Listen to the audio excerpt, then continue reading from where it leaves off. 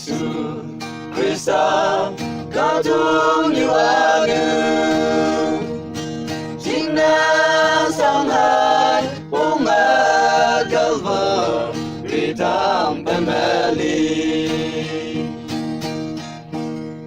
anu kata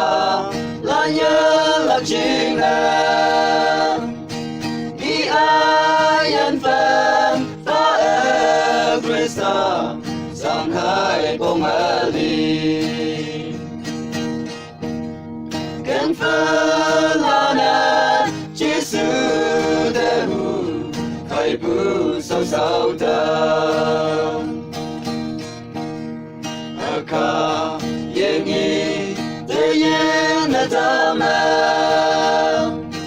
ida yau hai lia Kristus sau si alito ia anu kata lancina sampai yong ladong yu sai wang ai leta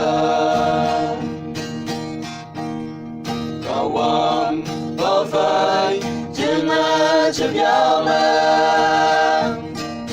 Kesimena yung ay kami ayan panefang kan falana Giêsu Dehu ay pusau sau tam aka yengi te yen atama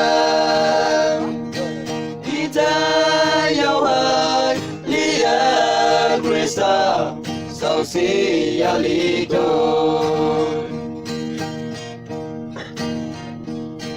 Kalvari lam như ye te boya tai la kia sing o yang ki ti te amen phong ia bau bu amo yen amu ite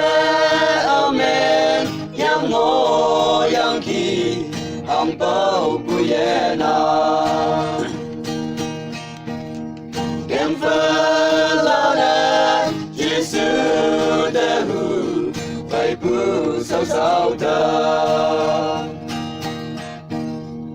aka yengi te yen atama ita yau hai lia Kristus sau si alito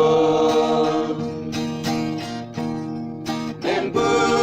Kristus teman anu jinali